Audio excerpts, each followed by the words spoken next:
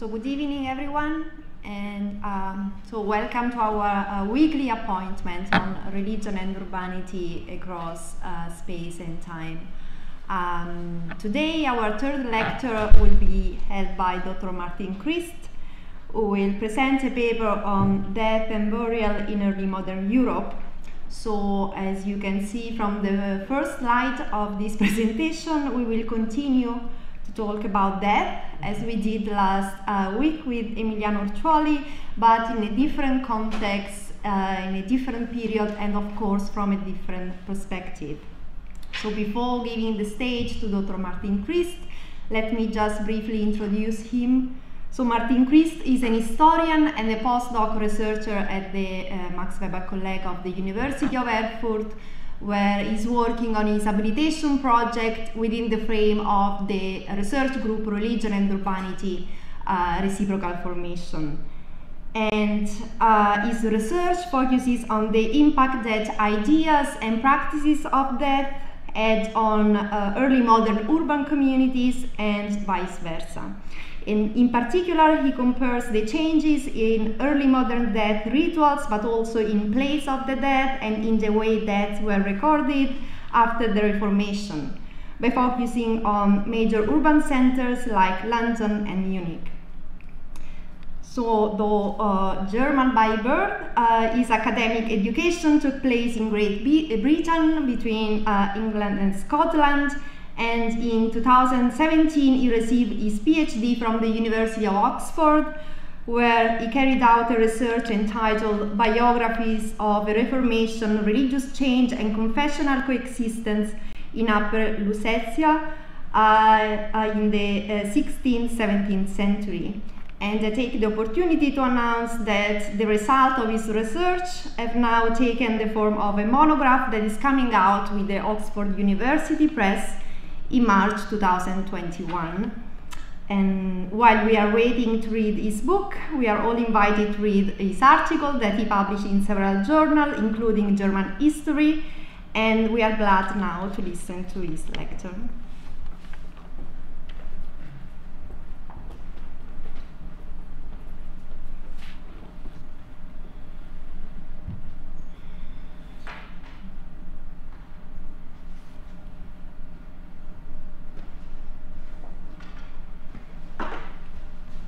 Thank you, Elisa, for the kind introduction. Also thank you to Emiliano, to both of you for inviting me to give this paper here today as a kind of preamble to the actual paper for the students who can take this, this lecture series as part of their course.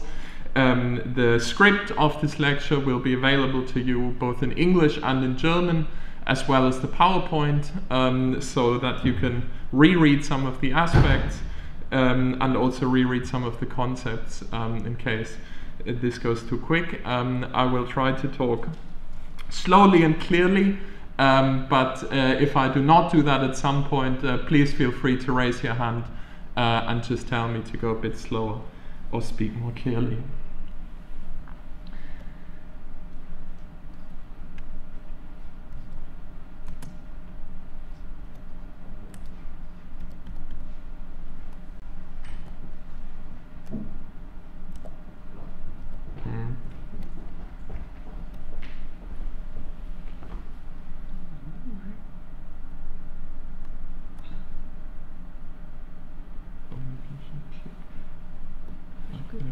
Yeah.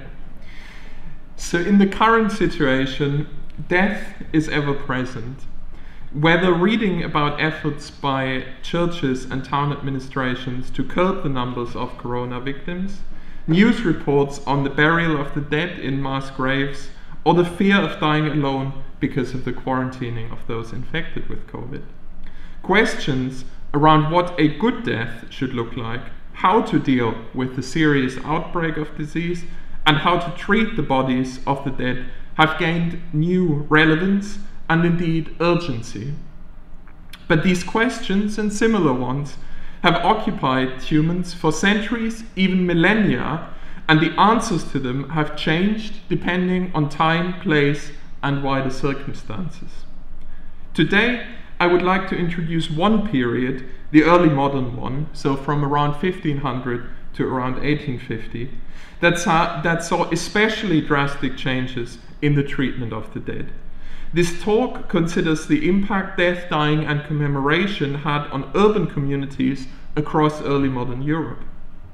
It focuses on the period from the Reformation in around the 1520s to the large-scale movement of cemeteries in the middle of the 19th century and the associated establishment of cremation. The talk focuses on major urban centers like London and Munich, and as Elisa mentioned, these are my two case studies to illustrate how the dead influenced urban communities, but it will also go beyond that and introduce some other examples. It will show how the period saw dynamic changes in a number of fields, including the place of the dead, the recording of deaths, and the burial of all kinds of inhabitants of a city. The talk focuses especially on court cities, or in German Residenzstädte, so cities where a ruler had a major residence, to establish how initiatives from the court, the citizens, as well as religious actors came together or competed with each other. And in this way, I hope to illustrate how religion and urbanity interacted closely in the dense urban environment of early modern Europe. In the next 50 minutes or so, I would like to focus on 5, or rather 4.5, because you see the last change as a question mark. So I would like to focus on 4.5 changes which we can detect across the early modern period and in most early modern cities. The talk will cover a large time period and a range of cities, so in order to see these broader trends, I will occasionally have to jump chronologically or geographically and also make some generalizations which might not apply to every single case. But I'm happy, of course, to explain any of those things further in the discussion that follows the paper. Let us first turn to the urban dead more generally. In a way, this talk starts from a very simple assumption. Death is more prevalent in towns and cities than in the countryside. In terms of sheer numbers, more people die in urban settings than they do in rural ones. In most of Europe, death lists developed to record these urban deaths, as we will see later. It was alongside other major changes in the course of the early modern period, such as the Reformation, concerns for health and hygiene, or the movement of people from the countryside to towns, that councils in much of early modern Europe started to regulate deaths in a more systematic fashion. The overall rate of mortality was much higher in the pre-modern period, especially for young children, but also during specific events, for example, during childbirth for women. Many of the processes we can see in rural contexts or in villages were more pronounced or stronger in cities. And the same is true for the number of deaths, but also things like outbreaks of serious diseases, which were concentrated in urban centers. Little surprise then that in the famous dance of death, Danse Macabre or Totentanz, and here you can see an example, there were normally urban actors included. And here, for example, you can see a Bürgermeister, a mayor, and a Bürgerin, a female citizen, being led away by death from the city and to their death. Central for this ordering of urban life were early modern town councils, Stadträte, which were responsible for law, order, trade, and many other aspects concerning life as well as death. Artisans similarly could be organized in Gilden, Zünfte, Innungen, or guilds in English, which could also manage to carve out significant influence and therefore could influence the living and the dead. And alongside these kinds of actors were always religious ones. So we have preachers, priests, bishops, lay clerics, monks, nuns, and so on, and all of them had an influence on how people died, where they were buried, and what rituals were associated with that. And then finally, in our specific case, there's a fourth group of actors, and those were the ones of the court. So here we have the people associated with kings and queens, and the kings and queens themselves sought to regulate death in their respective residences, but also the court more broadly. Urban magistrates wanted to regulate urban death, And we can see this in very diverse ways and in different kinds of ways depending on time and place. It shows that there was a great variety between different cities and that urban magistrates had different priorities depending on their own ones. The number and kind of regulations published by urban magistrates in early modern Europe illustrates the importance of these urban elites, but also how important death and the right way of dying was for them. Who died in the cities also influenced broader developments. So here we have this idea of a mutual, of a reciprocal influence of various factors. And this we can see especially with important rulers, and here you see an example from Dresden. The display of symbols of power, also connected to death, was directed at a broader audience that went beyond the immediate city. And here you can see a printed declaration connected to the death of two important Saxon rulers, as well as very nice illustrations of what their coffins would have looked like. And these kinds of texts were not only for, in this case, Dresden, but also meant for other cities and other regions, and even went beyond immediate countries or states. The inhabitants of early modern towns were not just passive observers in these kinds of rituals and in these kinds of events. So a wide range of artisans were always involved in them, especially in these kinds of big ducal funerals, but also lower down the social scale if normal citizens were buried. One receipt, just to name one example, from Dresden records 12 different trades, including rope makers, painters, sculptors, carpenters, and blacksmiths, who were paid by the ducal court for their services before the funeral. Artisans had to make coffins, additional crosses for processions, paint carriages or entire houses black, as well as decorate churches, especially during ducal burials. One blacksmith, if we stay in Dresden for a second, built the ducal court a staggering 800 black nails for the funeral. These urban dynamics of people watching, participating, and taking an interest in burials and the dead were especially prominent with these kinds of burials, but not restricted to them, and they also continue throughout the period under consideration here. And here you can see another example where we see a crowd of onlookers, and this illustration is from the 19th century, so much later than the one we just saw. And you can see the town life continuing, but at the same time people looking and being intrigued by what is going on with the dead right next to them. The process of spectatorship continued into the 19th century, as we can see, and if we remember the previous two lectures, the presence of an audience of people, of participants, is an important feature of urban life. Now there's one further aspect that we should dwell on when thinking about the urban dead. As I mentioned at the outset, death was common in the early modern period in general, and in major urban centers in particular. Disease, accidents, war, famine, natural disasters, fires, and a medical system not as developed as ours.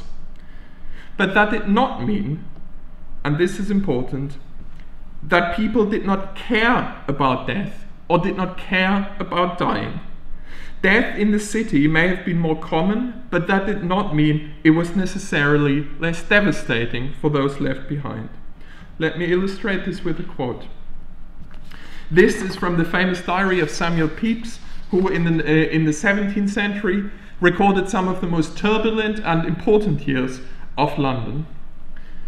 So he starts by recording his daily routine, but then he goes into some detail about death. So he got up and to the office where we sat all the morning. At noon, home to my poor wife and dined, and then by coach abroad to Mrs. Turner's, where I have not been for many a day, and there found her and her sister very sad for the death of their brother. After a little common expression of sorrow, Mrs. Turner told me that the trouble she would put me to was to consult about getting an achievement prepared. Scutcheons were done already to set over the door. So I did go out to Mr. Smith's, Where my brother tells me the scutcheons are made, but he not being within, I went to the temple and there spent my time in the bookseller's shop, reading in a book of some embassages or embassies into Moscovia, etc. Where was very good reading, and then to go and then to Mrs. Turner's, and thither came Smith to me, with whom I did agree for £4 to make a handsome 1 L square within the frame. After he was gone, I sat an hour talking of the suddenness of his death within 7 days, and how by little and little death came upon him. Neither he nor they thinking it would come to that. He died after a day's raving, through lightness in his head for want of sleep.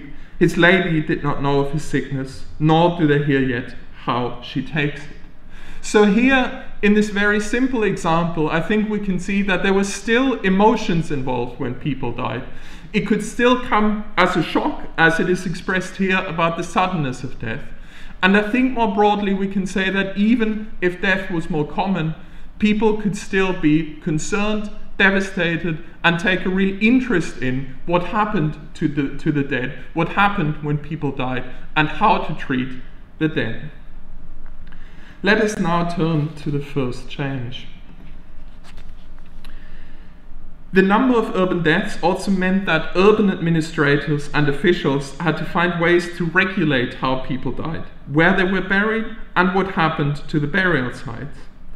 The efforts to regulate the urban dead were connected to broader initiatives to govern early modern towns and cities, creating an urban environment that benefited all its members. Death lists were crucial in this process, and while there were some recording systems already in the Middle Ages, these kinds of more sustained and systematic lists, here you can see a printed example from London, start to develop in the 16th century and across the confessional divide and across Europe. Some changes in record keeping during the 16th century mean that it is possible to trace these burial patterns with some degree of certainty. These lists usually contain sparse information and mostly only record the name and date of the deceased, sometimes also where they were from, what profession they had, or where they were buried.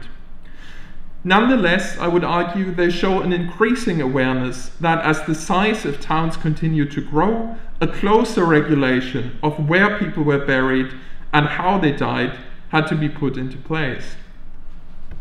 In this way, even when cemeteries were not as clearly structured as they are today, these lists at least provided a more reliable record for who died and where they were buried in some cases. Indeed, looking at these lists, they resemble a kind of increasing order on cemeteries, which developed from the 16th to the 19th century. In the Zurich death records, which you can see here of the 17th century, entries on the page are only starting to take shape. But in the 19th century, they become neat and orderly, just like the rows of tombstones which we are used to seeing in modern European cemeteries. One of the most sophisticated and impressive systems of recording the death of those who lived in a city was developed in London with the so-called Bills of Mortality. From the late 16th century onwards, the Company of Parish Clerks developed a system to record the burials and the causes of death. These weekly lists were not only provided to urban and royal representatives, but they were also sold on the streets of London, where they turned into a profitable genre of writing. There was money to be made with information about the dead and their burials. Dishonorable men and women, as well as the highest ranking dignitaries, were often not included in these kinds of lists. Analyzing the seemingly dry registers can actually lead to some interesting results. For historians, these bills of mortality can teach us a lot about urban diseases, the increasing regulation and monetization of the dead, and burial practices in different parishes.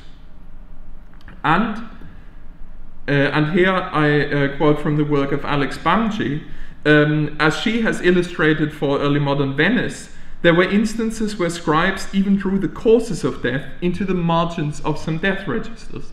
So here you have an example where someone died from falling off the roof, and this was drawn into the death register immediately next to the entry. While keeping lists and writing them, as well as bureaucracy increased in this period, it was not always a dry or boring matter. Indeed, it was very important for the urban magistrates and the administration of the dead.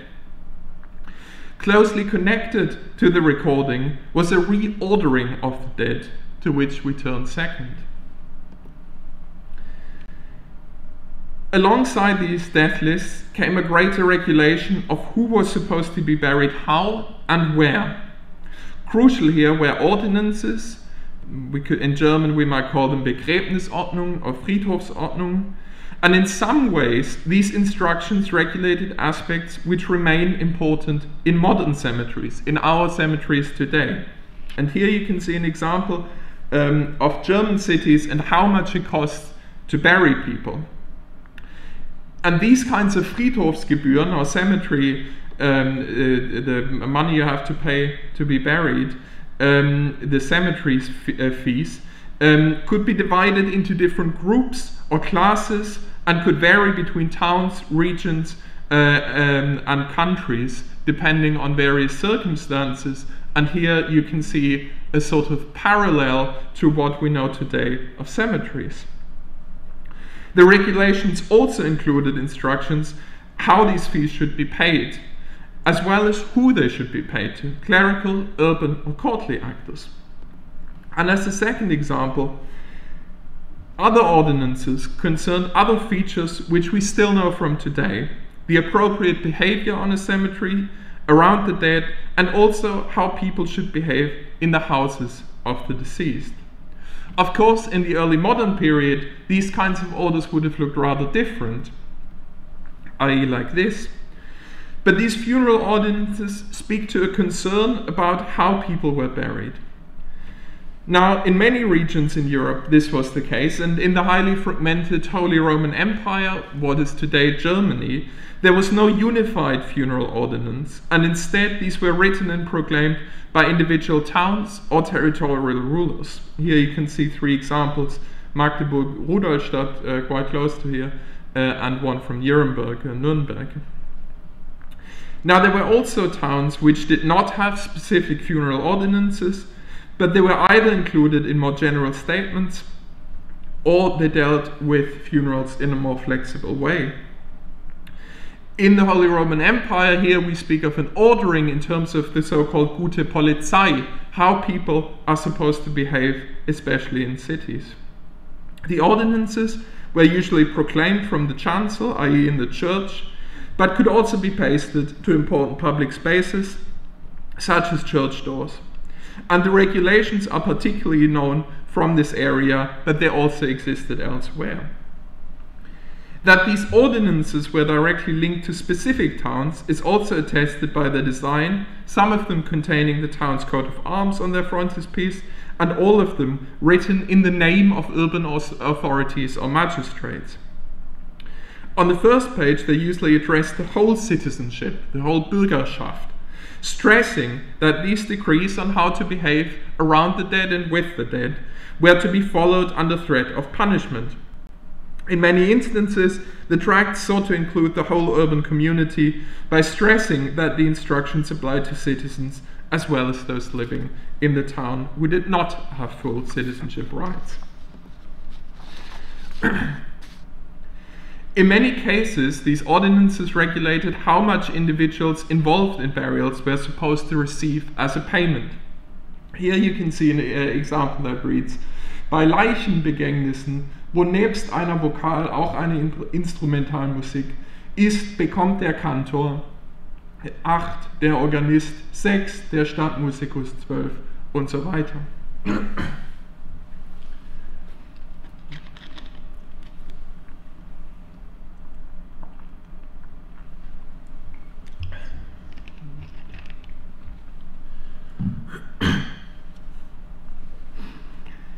In Cologne, to name another example, the instructions contain details about the candles to be used in funeral processions, the number of school children allowed to be present, and the prohibition of black cloth covering the whole church, and a funeral sermon that praised the dead.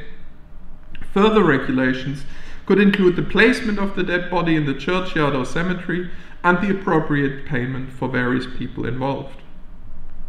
In Nuremberg, for example, it was specified that for men of the highest status, for fördersten Stand, 5 columns could walk with the dead body. For those lower down the social scale, 4, and so on. Let us briefly take a closer look at the ordinances from Danzig, today Gdansk in Poland. So they stipulated, nur ein Trunk Wein oder Bier und Zwieback für Träger, bei Jungfrauen nur ein Kränzlein und daneben Blumen bei großen Leichen, allen und jeden Bürgern und Einwohnern dieser Stadt. Here you have this emphasis on including the whole urban community. Nur verzinnete oder schwarze Bänder und Griffe am Sarg, keine kostbaren Beschläge für Särge, keine Pracht, bei einer Strafe von 20 Talern.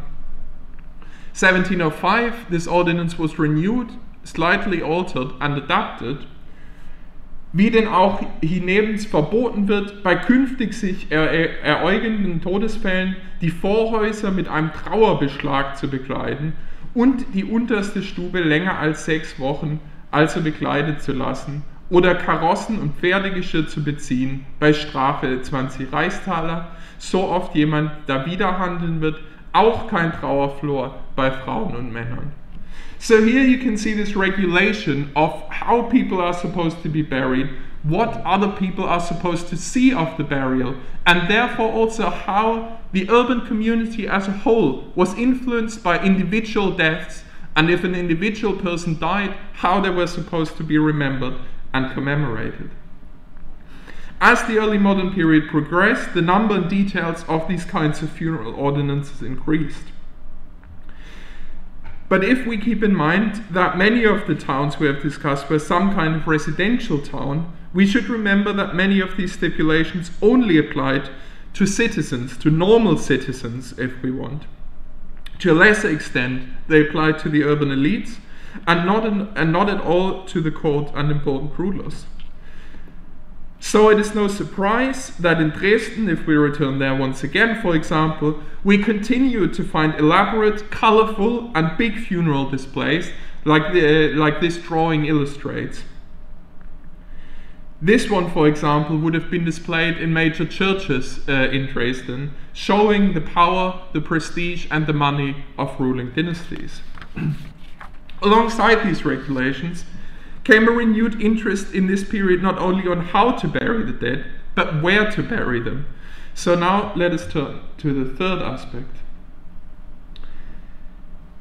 The placement of the dead was always important. Ever since humans started to bury their dead, where burials took place was of great significance. In many cases, specific areas were assigned where the dead were placed and rituals of commemoration performed. In many of these sites, then, religious, occult, spiritual practices played a particularly important role, also giving rise to stories of miracles, ghosts, or other activities associated with the dead. Pressures of persecution, for example, among early Christian martyrs that we heard about last week, or political display, for instance, when it came to the building of royal mausoleums near churches, all played an important part in the construction, real and metaphorical, of such burial spaces.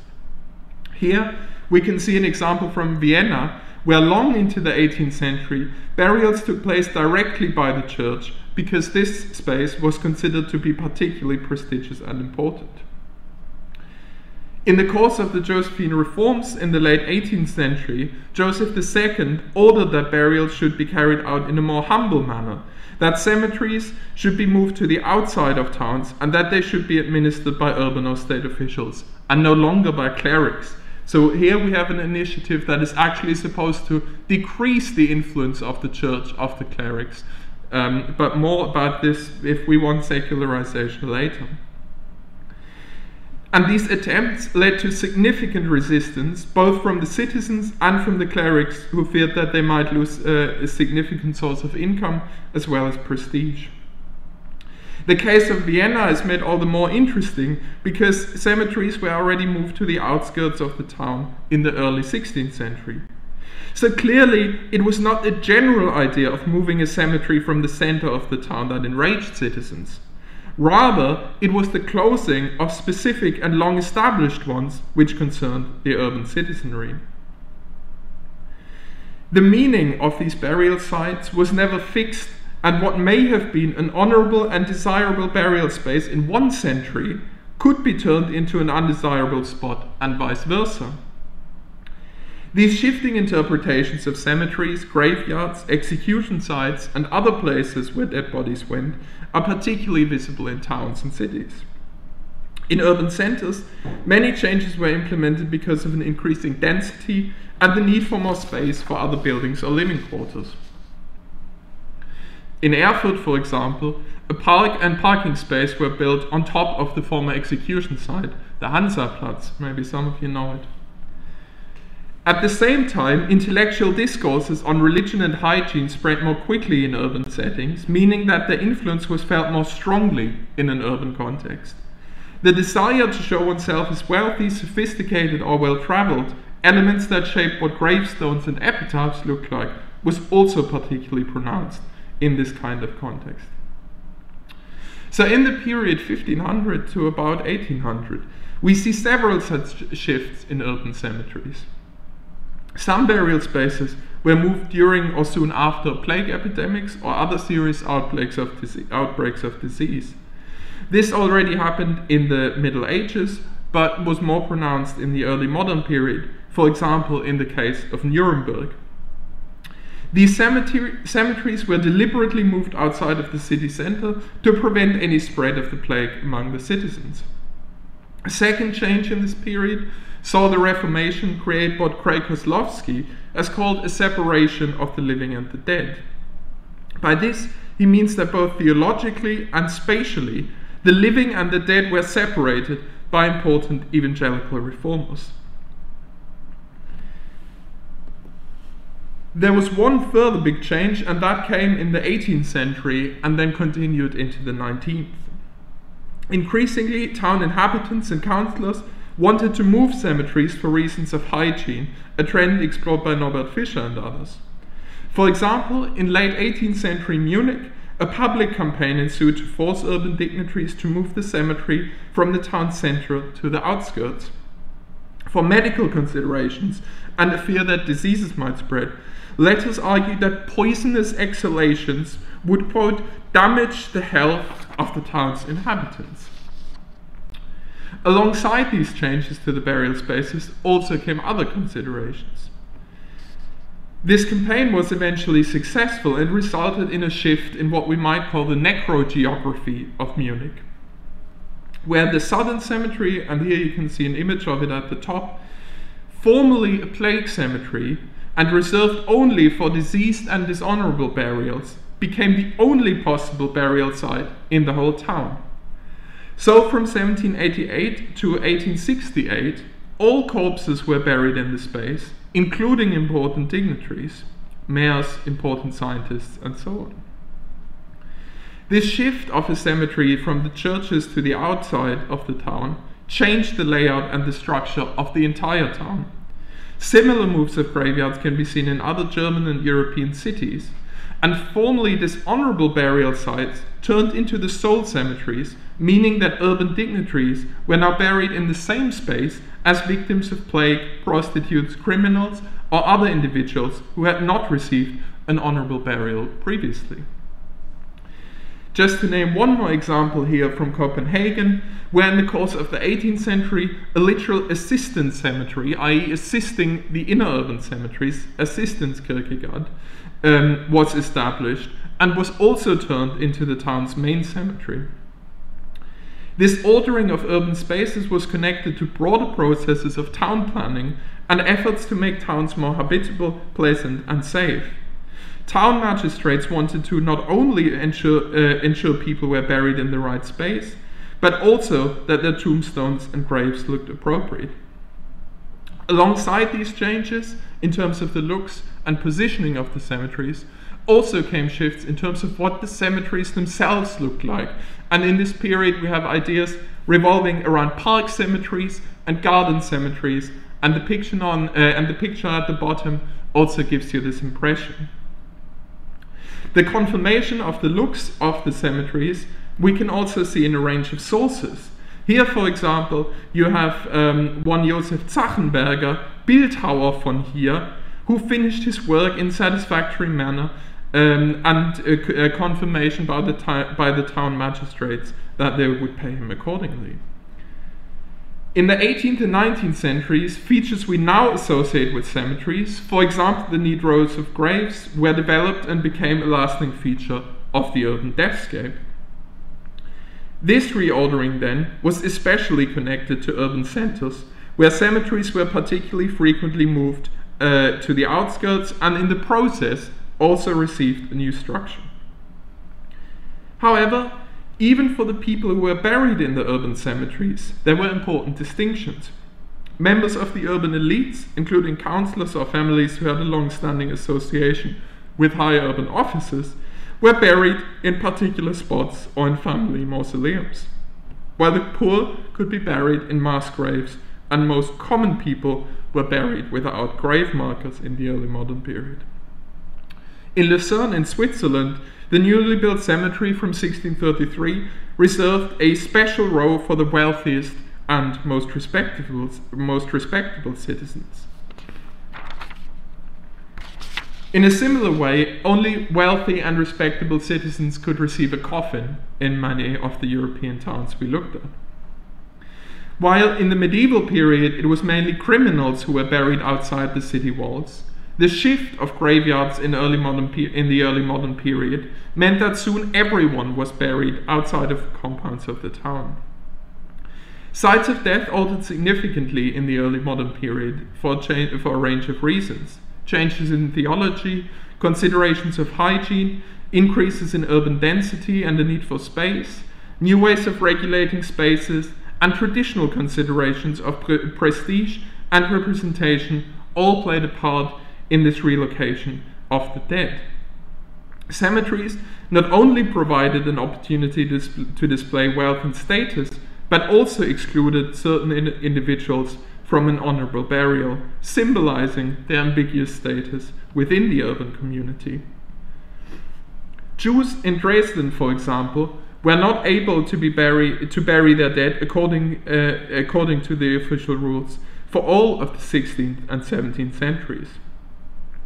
Although there were Jewish communities in Saxony, they were not allowed to bury their dead, and so they had to cross the border into Bohemia to bury their dead there.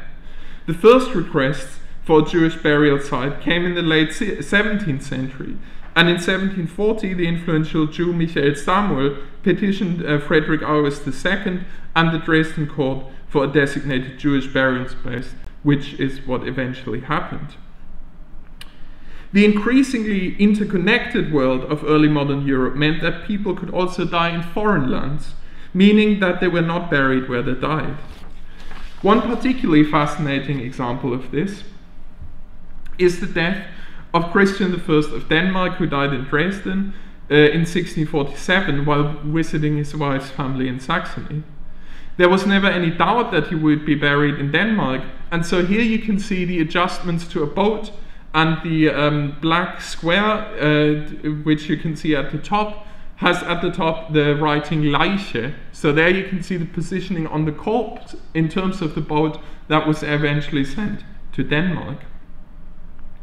Many of these dynamics about placing the dead, spacing the dead, concerned hygiene, urban space, and proper commemoration. And these features gained a different and new meaning yet again when cremation became an important feature of many cities in the late 19th century and beyond. But this topic, which we will return to briefly at the end, would go beyond the immediate interest of this current paper. Let us instead turn to the fourth change. As the early modern period progressed, there was an increasing concern about the correct way to treat dead bodies, treat the corpses. In the 16th century, chronicles and complaints describe parts of corpses poking out of the earth so that everyone who walked past the churchyard could see them. But there are indications that, at least in some cases, elites who had the power to reorder cemeteries and similar spaces did so. In an order from Maximilian of Bavaria, for example, the Duke demanded to know why some of the bodies were not buried properly and were still lying around in one of the cemeteries in Ingolstadt. Napoleon and other rulers, similarly in the late 18th and early 19th century, also issued orders which were supposed to regulate these kinds of aspects. Part of this assessment of the dead, the deathbed, where doctors, clerics, friends and family could assemble next to a dying person, we already know from the so-called Ars Moriendi literature of the Middle Ages. And here you can see an example where we see a doctor, for example, performing a so-called Handschau, which is looking at the urine of a person in order to check if they're deceased. And as the image illustrates, with death in attendance, so to speak, for this particular person, it's already too late.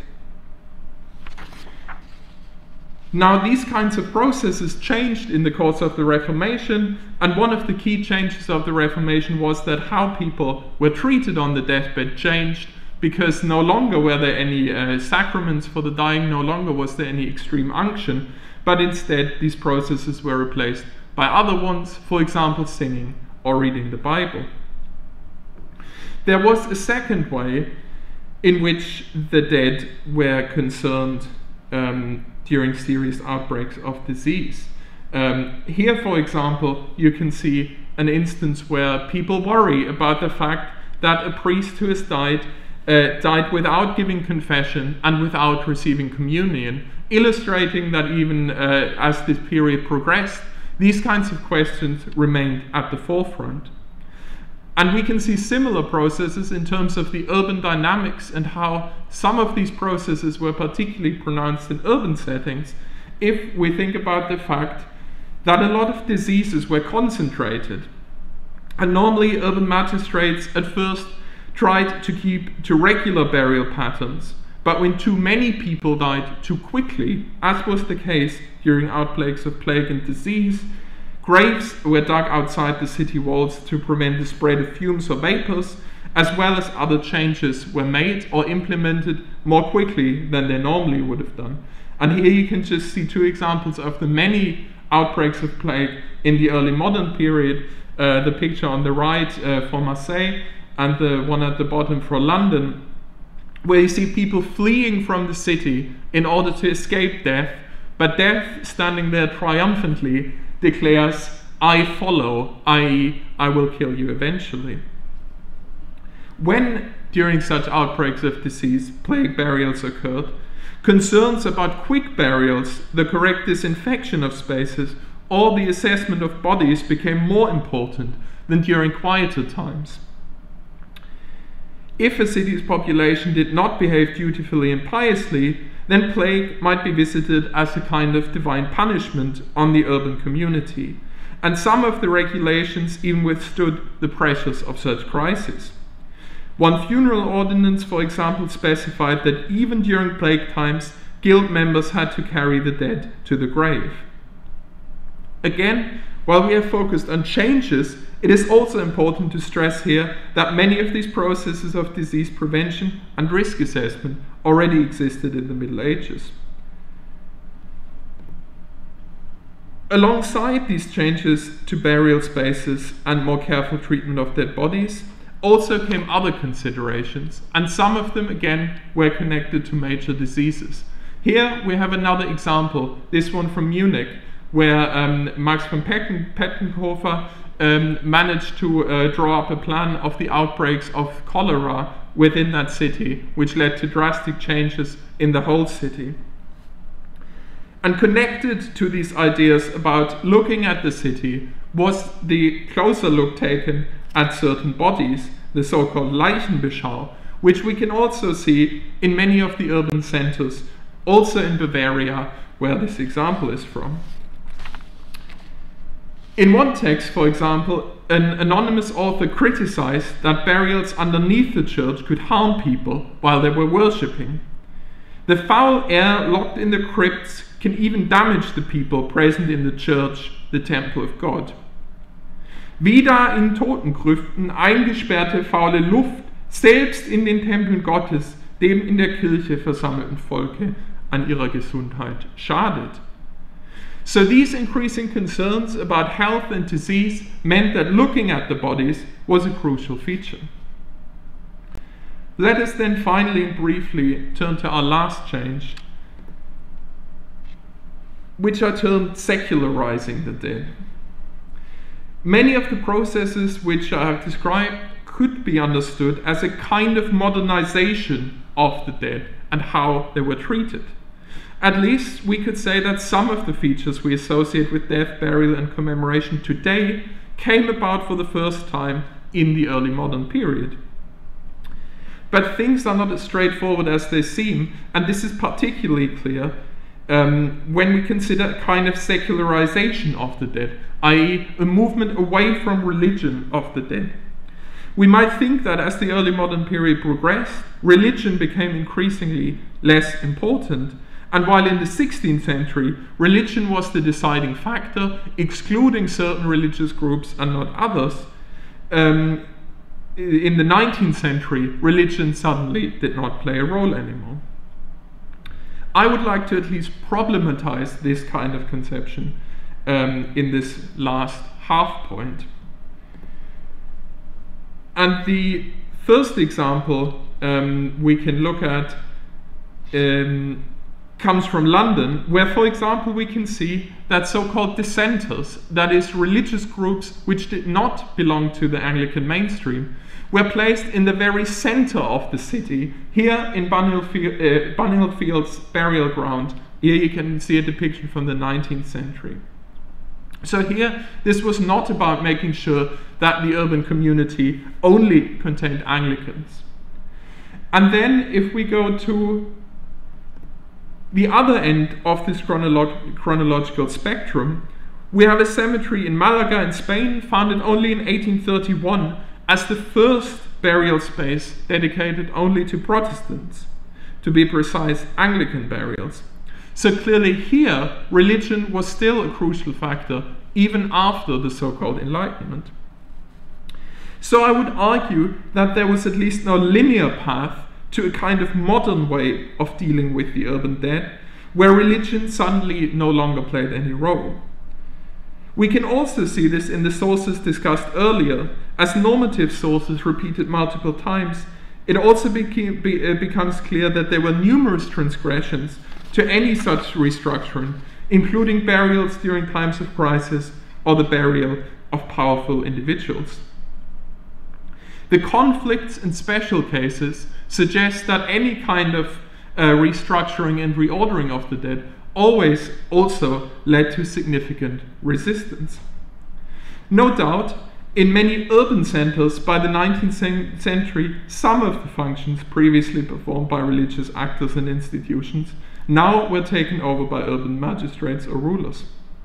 In this sense, there was a kind of shift which we might call secularization. But that is not to say that urban religion no longer played a role. We can see this quite clearly in the establishment of the Munich Cemetery Society, Katholischer Begräbnisverein, which was founded in 1871. And one of their advertisements, which you can see here and here in transcription, for example, foregrounds the religious features of this particular society very strongly.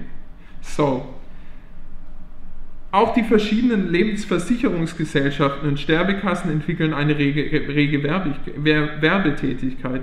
Zurzeit tritt neu hervor ein Berliner Unternehmen, nämlich der Deutsche Begräbnisversicherungsverein VAG in Berlin.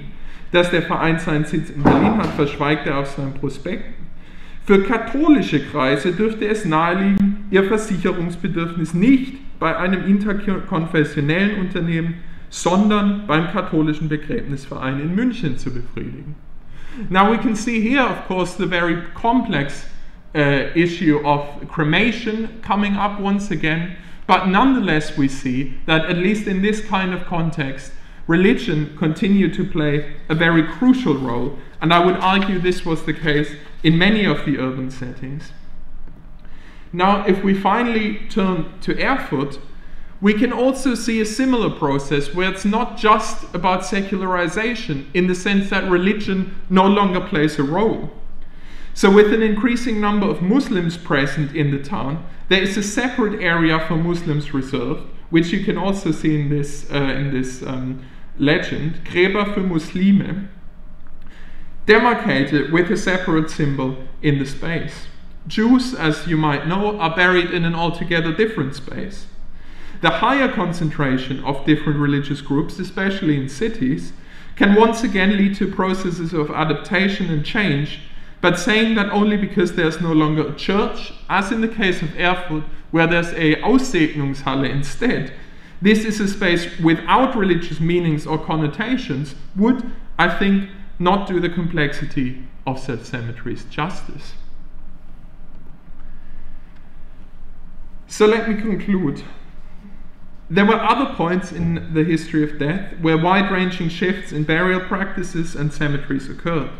In the early Christian period, when burial sites were moved from outside to the inside of towns, close to churches and other sacred sites, for example. Or in the 19th century further on, when the discovery of the graveyard as a garden feature could shape aesthetically pleasing leisure spots. The active involvement of urban elites, simple artisans, courtly officials, and religious actors in funerals meant that people living in the pre-modern period were constantly confronted by death, and unlike in modern times, death was a central feature of anyone's life. Death was displayed and served important functions in showing the ways in which the urban community operated. Wealth, status, gender, and many other aspects, which were crucial for men and women living in this period, were mirrored in the ways in which they were buried. At the same time, burials reflected broader societal changes connected to, as we've seen, hygiene, politics, religion, and the urban community at large. In the course of the early modern period, urban death was ordered in new ways. Since the mid-16th century, clerics and church officials already kept lists of the deceased in their congregation. Gradually, these functions were increasingly taken over by urban magistrates, who also promoted a new kind of order during burials. Through the rise of additional instructions, rules, and orders, they gave urban death a new shape. The reasons for these instructions were manifold and included fear of divine punishment because of inappropriate behavior, damage to the town through the spread of disease, and the fortification of privileges reserved for mayors, councillors, or high-ranking clerics. For me, what seems crucial in all these processes was not a greater separation of church and state or church and city, but the attempts by all those involved in caring for the deceased to control these dead bodies. By establishing who was buried where, with which ritual and in which ways, including and excluding, establishing new spaces and changing the meaning of old ones, urban, courtly, and religious actors all tried to exert their power. The way towns looked and were experienced changed because, generally speaking, many cemeteries were moved outside of the towns, outside of the city centers. And the example of urban cemeteries shows one aspect of the mutual influence of religion and urbanity. Movement of cemeteries because of reformers' demands, complaints by clerics that they no longer received money for burial, which went to the town instead, and the spread of disease in dense urban environments were all features connected to religion and urbanity. Whether one can interpret the movement of burial sites away from the churchyard towards sites outside of towns administered by urban actors as a sign of increasing secularization is perhaps, at least to me, one of the most interesting questions connected to these dynamics. The complexity of death, and perhaps you've seen in this image, death is somewhat distorted in the center at the bottom, the skull representing death. The complexity of death makes it difficult to assess how those living in the past saw it, experienced it, and dealt with it. But I would argue that by reading the sources carefully, we may be able to gain a less distorted picture and come closer to understanding not only what death can teach us about religion and urbanity, but even about life itself. Thank you.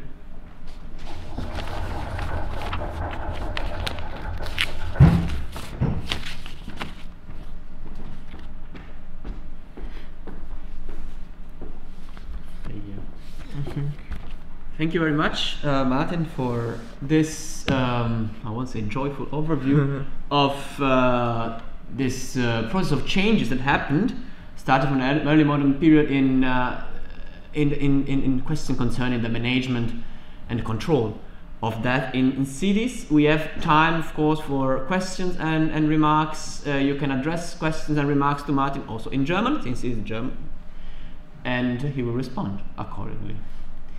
Also from the chat, from YouTube, we have many sources.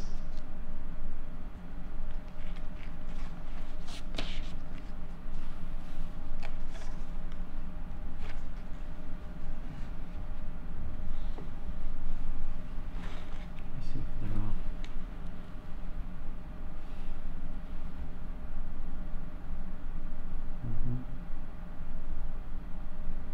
I see the chat.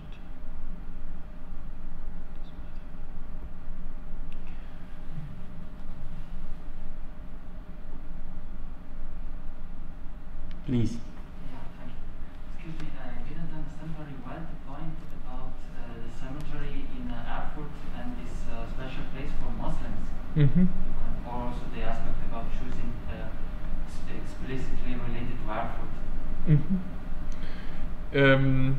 Yeah. So the question was about the specific Erfurt cemetery, but also what it has to do with this Muslim burial space. So I mean, first I should add the caveat that I'm no expert of modern history or no scholar of Islam or anything like that. But this feature, which we can find in a lot of places, in a lot of cemeteries in modern Germany and in modern countries, was supposed to show that, at least on this level, religion still plays a role, in the sense that it can lead to this kind of division of having a separate space for Muslims. So if we understand secularization as something that just takes away religion, where religion suddenly disappears and becomes less important, then I would argue that, at least in this sense, we couldn't say that, because clearly there's still some importance attached to it. Otherwise there wouldn't be a separate space for a separate religion, so to speak. But like I said, it's a complex and, to me, quite an interesting question, because we have this kind of process, at least, where things become less religious, perhaps, in the fact that in Erfurt there's no longer a chapel or a church on the cemetery, but it's they call it an Aussegnungshalle, where anyone can go, so to speak. So these dynamics sort of interact and influence each other, but I think we would push things too far if we just say religion no longer plays a role.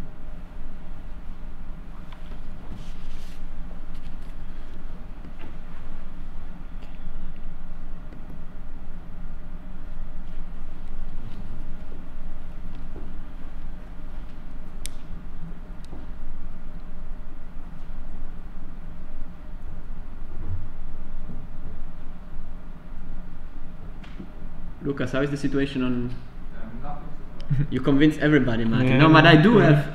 If you still have time, I do have a question for you. Since you had it for me last time, now it's time to return the favor. Of course. I mean, all this characteristic that you show, all these factors you showed. I mean, all this aspect of change. They look strikingly urban, of course, because the picture you showed were urban. Because our my imagination of social change is mostly urban. But my question simply is, according to you, which one of these factors that you list down, I repeat, recording the that, reordering the that, placing the that, assessing the that, secularizing the that, is less affected by urbanity? Which one of those, I mean, is less impacted by the city factors, you know? Yeah. Thank you. So, I mean, it's difficult, I suppose, to have a kind of ranking of which is more or less affected by urbanity. But certainly we know, for example, that what I have called recording the dead, i.e. writing lists of the deceased, we also see that in small towns and even villages. It might not have been as centralized, it might not have been as sophisticated or nuanced, but we certainly know this, especially if, for example, in a village church, you have a particular preacher or priest who records who of his congregation dies. And this kind of thing we also know from a village and sort of countryside background. Some of the other changes, as I mentioned, are perhaps a bit more urban. In villages and the countryside, we still sometimes see cemeteries right in the center surrounding a church. But like I said, this was also a kind of overview. So we also have exceptions in terms of the urban dynamics. And we know, for example, in Sheffield, the English town of Sheffield, which is a bit of an industrial center, there, for example, we know that burials continued right in the center of the town, really all the way up until 1900 and beyond. So while these are general trends, and I would say a lot of them general urban trends, I think it's important, if we look at specific cases, to also think about these exceptions.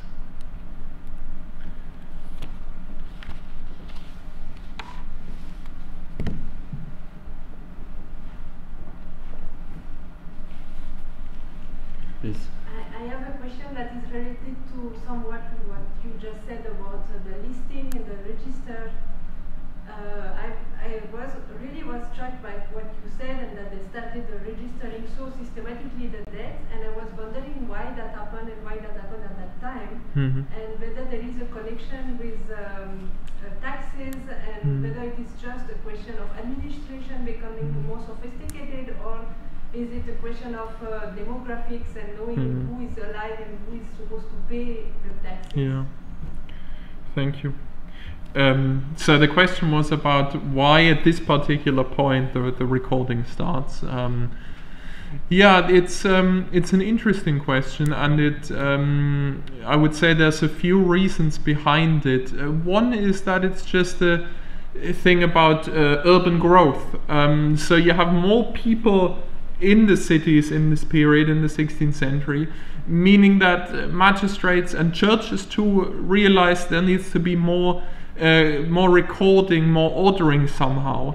And a lot of the lists that I mentioned, and especially the ones in the 16th century, are written down by the churches and church officials. So there we have an interest for people to know what went on in their congregation, who died, who lived. And in a lot of instances, these kinds of registers are connected to two other important features of life, and that is birth and marriage. So we, in a lot of cases, we have birth registers put together with marriage registers and death registers. And so in this sense, it's a way for the church officials and the parish priests to know what is going on in their parish and what is happening. It's also connected, all these kinds of orderings and listings, I would say, to that very last point I mentioned about showing the power over the dead and who in a way can control the dead, where they're buried. In the case of London, we also have other considerations about the disease, for example, which kinds of diseases are more prevalent. And that kind of example with the bills of mortality, we also see how the urban public at large is interested in these issues, because these bills of mortality are sold on the street, and so you can just buy them to see how many people died and what the causes were. So this kind of dynamic all played into it. And like I said, it's perhaps worth repeating that it's both the reformers, the Protestants, who stress the importance of these kinds of ritual of listing who died, who was born and who married, but it's also the Catholics, it's also in the Counter-Reformation that people increasingly stress the importance of showing who died in which parish.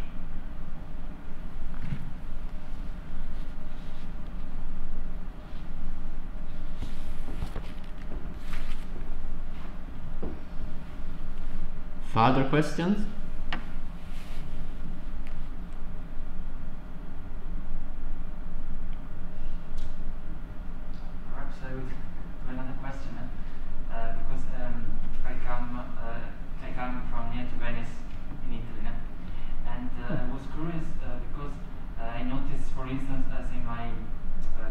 city, Venice.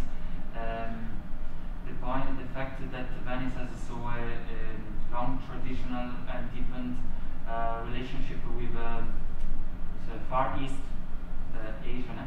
It influenced much, for instance, some aspects of culture like architecture in the old city of Venice. And I was curious to understand if also on this of this Ebene of the barrier and so there was some possibility from because of this contacts of these influences to have some specific developments in regional cases like Venice or other cases. Yeah, thank you. So the question was about regional developments in a sense, but connected to global exchanges and to trade networks, for example, with the example of Venice. So in general, I would say absolutely these things have an influence.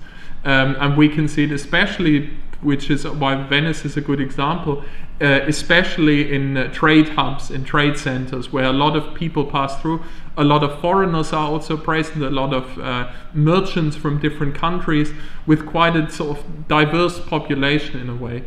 Now in the German context, in the Holy Roman Empire, we might think of Hamburg, for example, which was also an important trade center, and there too we have these kinds of processes where, for example, on tombstones we have things recorded about merchants traveling to foreign countries and traveling far away and so on. So as part of their life story, it is stressed that they travel to places far away, which is also a recurring feature, for example, in their funeral sermons. So when people are commemorated, sometimes we have traces that they went to places quite far away. But the other aspect you asked about the influence also artistically, we can also see that. And sometimes we even have special cases where we can see the kind of dynamics of this increasingly connected world. For example, we have influences from North America coming back to Great Britain in terms of the design of cemeteries. So there, for example, we have garden cemeteries which are first established on a larger scale in North America, and then that is re-imported, so to speak, to Great Britain. And we have similar processes where the global exchanges play a role in terms of what burial spaces look like. And we also have exceptional cases where, for example, we have one example from Regensburg where they had an imperial diet, which meant that a lot of Protestants were there. And so after quite a few negotiations, eventually they established a cemetery just for the Protestants. So there we also have this dynamic of exchange and who's buried where, which is particularly pronounced, again, in trade centers, but also in court cities. Because in the court, a lot of the time, you also have people, for example, Ottoman ambassadors who come to places like Vienna, for example, and then what do you do if they die there? Or what do you do if people, also enslaved people, for example, who are connected to the court, and they are buried a lot of the time on the normal cemeteries, but there are also cases where these kinds of people are buried in separate spaces somehow. So these kinds of connections across countries, sometimes even globally, they can really play a role in a lot of cases. Eine Frage im YouTube-Chat. Wann ist das Interesse der Bürger an der Bestattung in Klöstern außerhalb der Städte auch in katholischen Gebieten zurückgegangen? Schon im 16. Jahrhundert oder später? Okay. So the question is when the interest in burials in monasteries, in Catholic territories that is, went back, whether that was already in the 16th century or later. The examples I know, it was quite a bit later. So in the 16th century, a lot of Catholics still wanted to be buried in the monastery. because it was a very prestigious space. I particularly know the examples from Munich, and there we have examples going all the way into the 18th century, where people are still arguing about where they should be buried. And so a lot of the time you have the monastery officials wanting people to be buried there because it brings them additional revenue. But then the churches say, no, they can't be buried in the monastery. They have to be buried regularly as the church orders it. And so these kinds of dynamics, for Munich at least, they go a long time beyond the 16th century. And they continue to be quite problematic for a lot of people in terms of where people should be buried.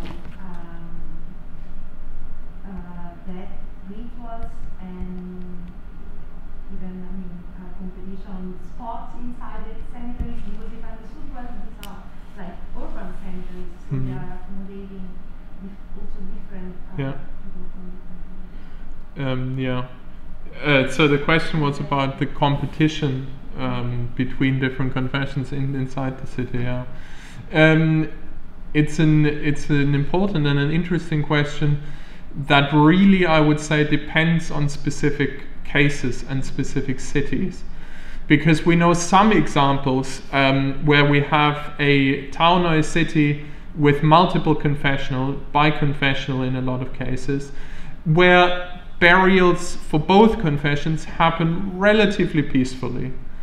But then we also have a lot of examples where burials are one of the real flashpoints when it comes to different confessions and how they interact. And then there are real problems about what you do. I mean, what do you do, for example, when a big Catholic funeral ceremony walks through a Protestant part of a town?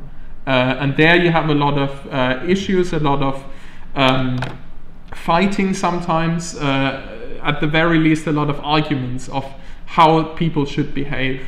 And so in a way, in these biconfessional or pluriconfessional settings, there are a lot of arguments about who's allowed to do what and at what time and for how long and with which objects and so on. So they, in a lot of these mixed towns, there can be more regulations than in some of the other places. Now, one of the examples I mentioned is the Anglican Cemetery, or there are multiple ones, Anglican cemeteries in Spain. So those are established in the 19th century, in the 1820s, 30s, and these are established for diplomatic reasons, if you will, because there are Anglican officials there from England, and they need a burial space. And they attract some people who are also Anglicans. And the story goes, now whether we believe that or not is a different issue, but the story goes that before these Anglican cemeteries were established, the Anglicans were just thrown into the sea. And then the dead people were washed up again on the shore, and the Anglicans didn't like that so much. And then in the 19th century, these kinds of separate spaces were established. So there we have a bit of a different dynamic. But it certainly played a role in the cities and towns where multiple confessions or religions were present. There's another question.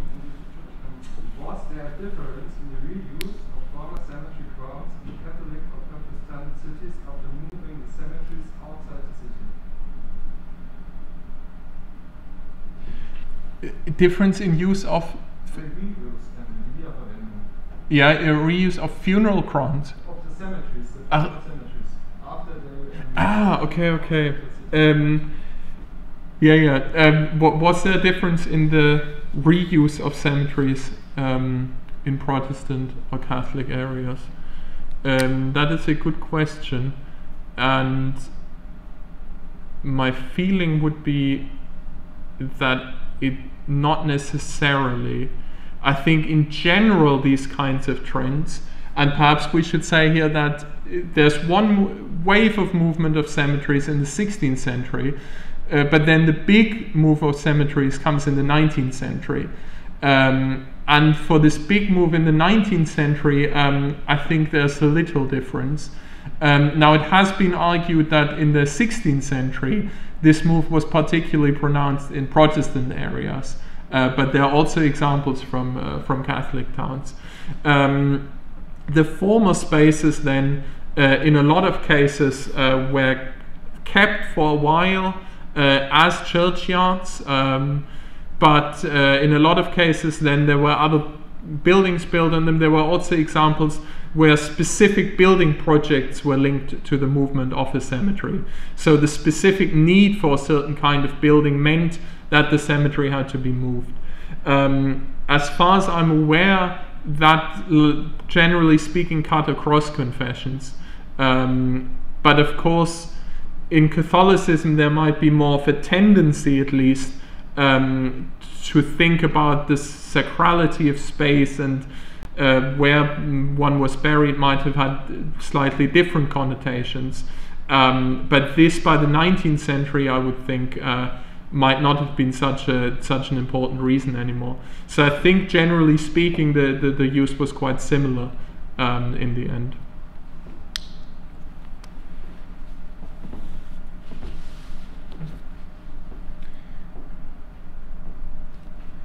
We are slowly approaching the end of today's lecture. I think also our speaker is tired. Maybe no?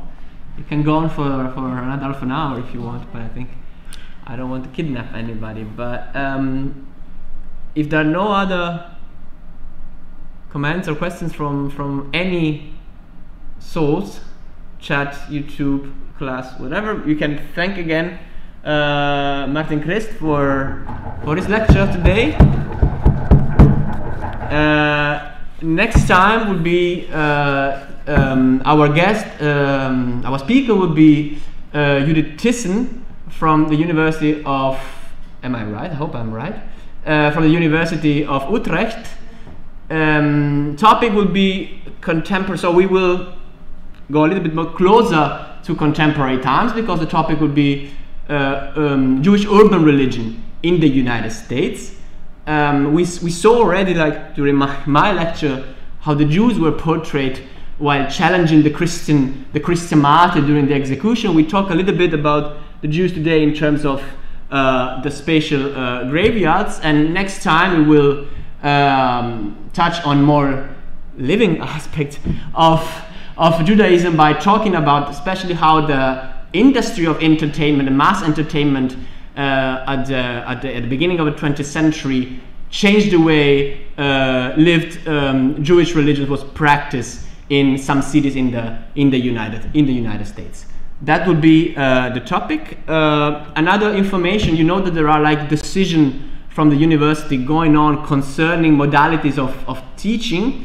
It can be likely possible that we will be forced to go online. From next week, we will keep you posted in case this will happen, so that we can find a way to continue this Ringvorlesung in a different modality. That was the rule from the very beginning. As soon as we don't have the chance any longer to continue like this, we will switch to online. But we will probably keep on recording, at least us, this lectures. But all of you will follow us from online. Thank you. Other things I have to say? From WebEx, And also, yeah, of course. WebEx will be for the students. The place where the online attendance has to be. If there are no, wait. One last question just arrived in the chat. Okay. They'll let you go. Eine Frage, wie die unterschiedlichen Konfessionen gleichermaßen betrifft. Gibt es einen spezifischen Umgang mit verstorbenen Säuglingen, werden sie räumlich